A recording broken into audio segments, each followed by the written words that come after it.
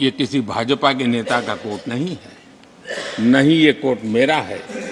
आदरणीय सभापति जी, यूपीए सरकार के 10 साल पर तत्कालीन प्रधानमंत्री आदरणीय पीएम के रूप में रहे श्रीमान मनमोहन सिंह जी ने कहा था और खुद के कार्यकाल में कहा था। ये हालत थी, उन्होंने वर्णन किया था। आदरणीय सभापति जी, अब मैं दूसरा कोट पढ़ता हूं। देश में व्यापक गुस्सा है, पब्लिक ऑफिस के मिसयूज को लेकर भारी गुस्सा है।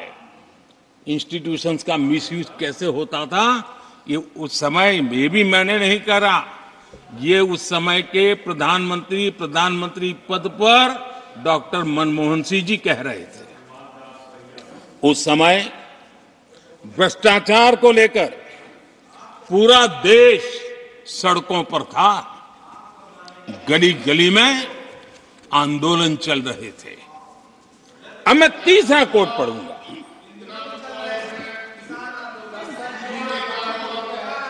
एक संशोधन की कुछ पंक्तियां हैं, इसको भी आप सुनिए। टैक्स कलेक्शन में भ्रष्टाचार होता है, इसके लिए जीएसटी लाना चाहिए। राशन की योजना में लीकेज होती है, जिससे देश का गरीब सबसे अधिक पीड़ित है। इसको रोकने के लिए उपाय खोजने होंगे। सरकारी ठेके जैसे दिए जा रहे हैं, उस पर शक होता है। ये भी तत्कालीन प्रधानमंत्री आदरणीय मनमोहन सिंह जी ने कहा था। और उसके पहले और एक प्रधानमंत्री, उन्होंने ये कहा था कि दिल्ली से 1 रुपया जाता है 15 पैसा पहुंचता है। सुधार, बीमारी का पता था, सुधार करने की तैयारी नहीं थी। और आज बातें तो बड़ी बड़ी की जा रही है। कांग्रेस के 10 साल का इतिहास देखिए। फ्रेजाइल 5 इकोनॉमी में दुनिया में कहा जाता था, मैं नहीं, दुनिया कहती फ्रेजाइल 5, पॉलिसी पैरालिसिस, ये तो उनकी पहचान बन गई थी। और हमारे 10 वर्ष टॉप 5 इकोनॉमी वाले।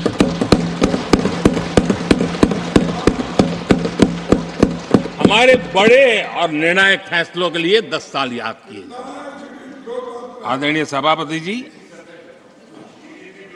हम उस कठिन दौर से बहुत मेहनत करके, सोच समझ करके देश को संकटों से बाहर लाए हैं। ये देश ऐसे ही आशीर्वाद नहीं दे रहा है। आदरणीय सभापति जी, यहां सदन में अंग्रेजों को याद किया गया। Unbecoming conduct, please continue. No please please. आदरणीय सभापति जी, इस सदन में अंग्रेजों को याद किया गया। अब राजा महाराजाओं का तो अंग्रेजों के साथ गहरा नाता रहा था उस समय। तो अब मैं जरा पूछना चाहता हूं कि अंग्रेजों से कौन इंस्पायर्ड था। मैं तो ये तो नहीं पूछूंगा कि कांग्रेस पार्टी को जन्म किसने दिया था, ये तो मैं नहीं पूछूंगा। आजादी के बाद भी देश में गुलामी की मानसिकता को किसने बढ़ावा दिया? अगर आप अंग्रेजों से प्रभावित नहीं थे तो अंग्रेजों की बनाई दंड संहिता, पिनल कोड, आपने क्यों नहीं बदली? आदरणीय सभापति जी, अगर आप अंग्रेजों से प्रभावित नहीं थे तो अंग्रेजों के जमाने के सैकड़ों कानून क्यों चलते रहे? आप अगर अंग्रेजों से प्रभावित नहीं थे तो लाल बत्ती कल्चर, ये लाल बत्ती कल्चर इतने दशकों बाद भी क्यों चलता? अगर आप अंग्रेजों से प्रभावित नहीं थे तो भारत का बजट शाम को 5 बजे इसलिए आता था क्योंकि ब्रिटिश पार्लियामेंट का सुबह शुरू होने का समय होता था। ये ब्रिटेन की पार्लियामेंट के समय के अनुकूल शाम 5 बजे बजट की परंपरा क्यों चलाए रखी थी आपने? कौन अंग्रेजों से इंस्पायर था? अब आप अंग्रेजों से प्रेरित नहीं थे तो हमारी सेनाओं के चिन्हों पर आज भी गुलामी के प्रतीक अब तक क्यों बने हुए थे? हम एक के बाद एक हटा रहे हैं। अगर आप अंग्रेजों से प्रेरित नहीं थे तो राजपथ को कर्तव्य पथ बनने के लिए मोदी का इंतजार क्यों करना पड़ा? आदरणीय सभापति जी, अगर आप अंग्रेजों से प्रभावित नहीं थे तो अंडमान और निकोबार इन द्वीप समूहों पर आज भी अंग्रेजी सत्ता के निशान क्यों लटके पड़े थे? आदरणीय सभापति जी, अगर आप अंग्रेजों से प्रभावित नहीं थे तो ये देश के सेना के जवान देश के लिए मन मिटते रहे, लेकिन देश के जवानों के सम्मान में एक वॉर मेमोरियल तक आप बना नहीं पाए थे। क्यों नहीं बनाया? अगर आप अंग्रेजों से इंस्पायर्ड नहीं थे, प्रभावित नहीं थे, तो भारतीय भाषाओं को हीन भावना से क्यों देखा?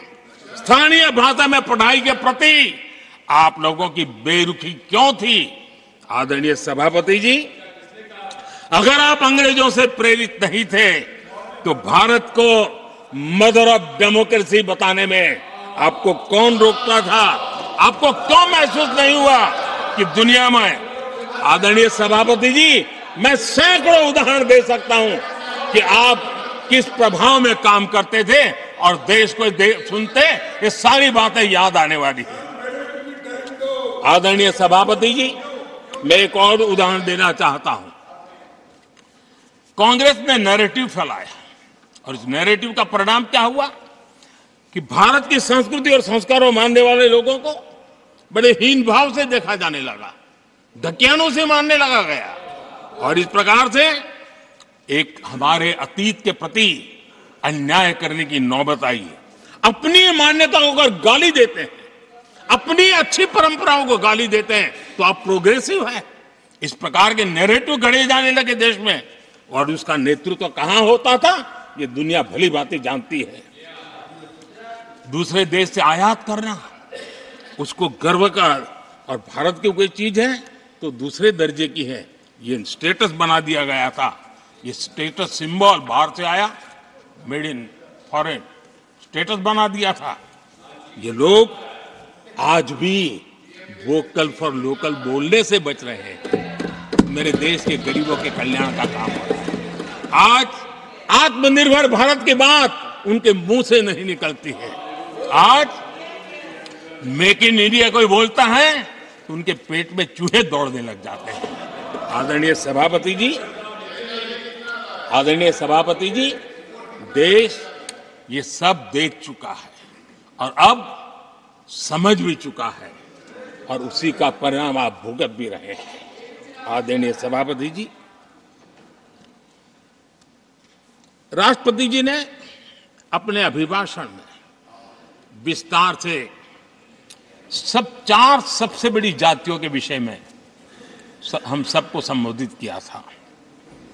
युवा, नारी, गरीब और हमारे अन्नदाता।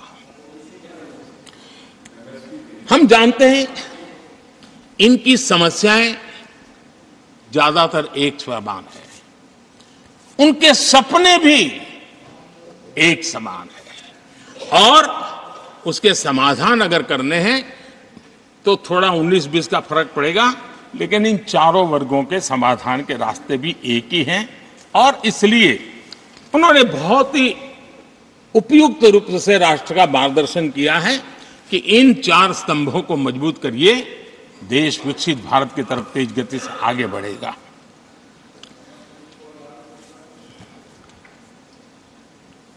आदरणीय सभापति जी, अगर हम 21वीं सदी में हैं, हम विकसित भारत के सपने को इसी सदी में 2047 तक स्वीकार करना, सिद्ध करना चाहते हैं, तो 20वीं सदी की सोच नहीं चल सकती सर।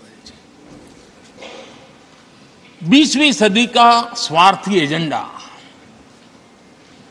मैं और मेरा वाला जो खेल है ना, वो 21वीं सदी में देश को समृद्ध नहीं, विकसित भारत नहीं बना सकता है।